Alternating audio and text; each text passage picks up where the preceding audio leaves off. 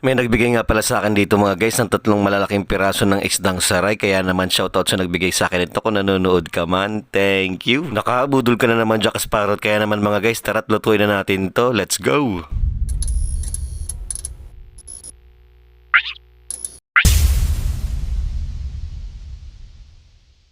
Bali gabi na nga pala mga guys, kaya naman nakapagsaing na agad si Jack Sparrow dyan at nag-iin na lang ng kanin. Maya maya pa nga isinalang ko na agad dito yung pinakaunang first natin na isda, tapos pinangalawahan ko na dahil second siya.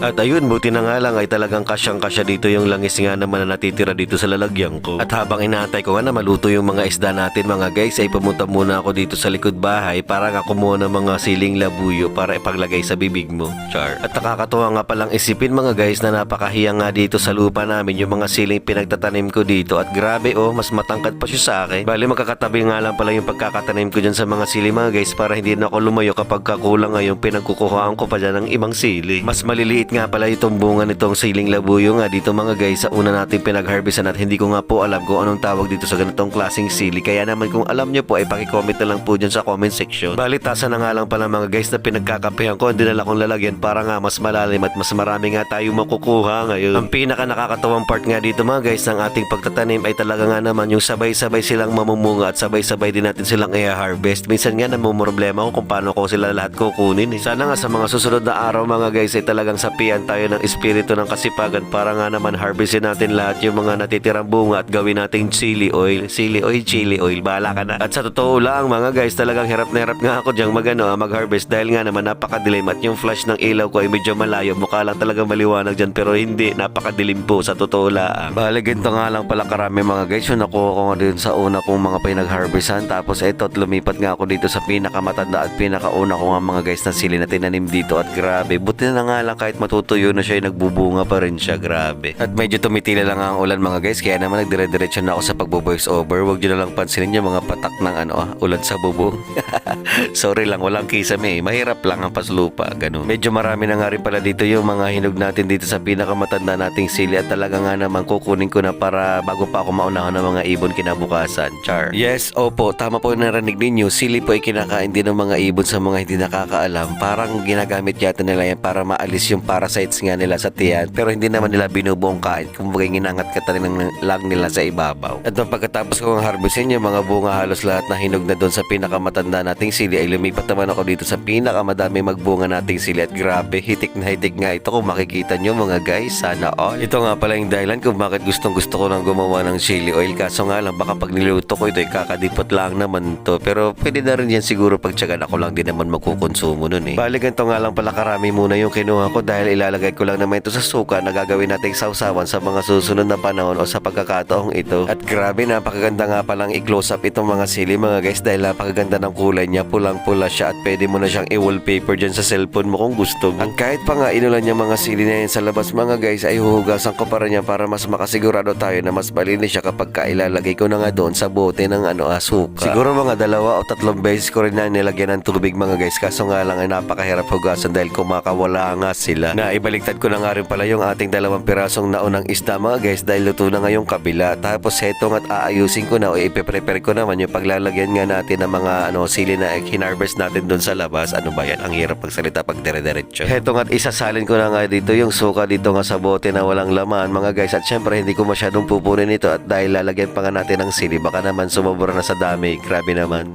Tsaka kakaunti na talaga yung suka ko nung panahon na yan mga guys. Nakaka-relate din ba kayo pagka yung sachet ng suka nga ginagamit nyo at hindi nakabote ay nilalagyan nyo nga ng ipit katulad ng ginagawa ko, syempre para hindi mapasukan ng kung ano-anong insekto at dumi. Inisa-isa ko na nga rin palang tanggalan yung tangkay ng ating mga sili para nga naman pagka hinahalo-halo natin at binaykos-mekos ito mga guys sa mga susunod na pagkakataon at panahon ay talaga nga namang lalabas yung pagiging sili niya.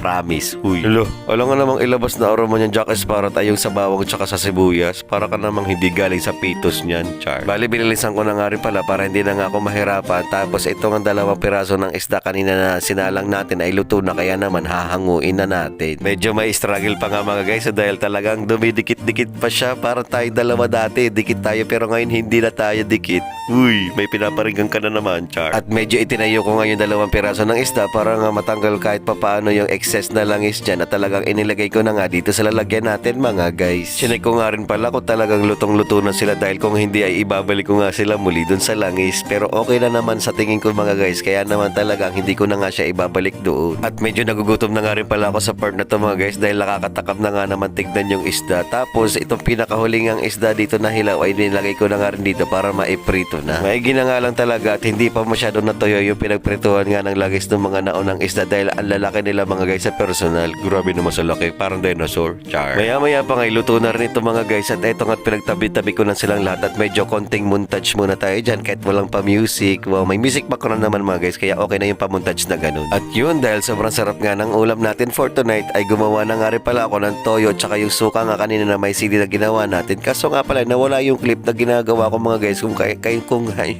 ano ba yan? Yung clip mga guys kung saan nga hinalo-halo ko nga yun para kumatas nga yung mga sili. Nawala, hindi ko na alam kung saan napunta. Baka na dyan sa ano ninyo, sa cellphone ninyo, paki-bluetooth nga dito tsaka paki-airdrop.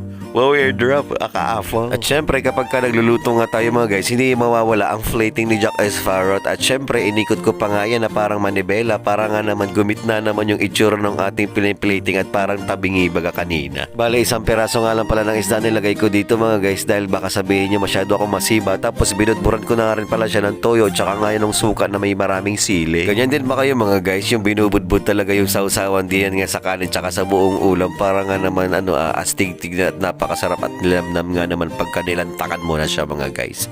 Uy. At yun, sa palagay ko nga okay na yung plating ni Jack Sparrow dyan mga guys, kaya ano pa bang hinihintay natin? Talagang lafangan na. Let's go! Yun, sige, banat Jack Sparrow. Ay, grabe naman talaga. Buti na alala mo, manalangin naman dyan. Akala ko kasi pagkampong ka ni Santa na sa hindi ka nagpe-pray. Char! At grabe, unang first bite nga mga guys ay ang sarap ko. Uy, hindi! Sa mga bago nga lang pala nanonood dito nga sa channel ko, ay ganito po talaga magbukbang si Jack Sparrow kapag ka may cooking vlog siyang ginagawa. Nakaupo lang siya tapos hawak-hawak lang yung plato na parang ay nako, nanggigigil ako sa face. Char. Hindi man mukhang nasarapan dyan si Jack Sparrow sa kinakain niya, ay talagang acting lang naman yan mga guys. Pampasaya lang ba sa audience para magmukha naman tayong seryoso, hindi yung lagi na lang tayo nagpapakit. Pero cute naman talaga ako, diba mga guys? Comment down below. Uy! Pagkatapos ko nga palang pakainin ng lahat mga guys, heto nga't busog na yung mga alaga kong pusa, at pinagtabi ko nga muna dyan si Zoro tsaka si Nami, at ayos mga guys, so hindi sila nag-aaway, napaka-cute nilang tignan. Dati-rati kasi nung hindi ko pa sila ini-introduce sa isa't isa, para silang mga aso nagkakagatan palagi. Heto nga nung lagi na sila nagkikita madalas mga guys, ay hindi na sila masyadong high blood sa isa't isa, dahil alam nila na yung amoy ng bawat isa. Pare silang amoy, hindi sila naliligo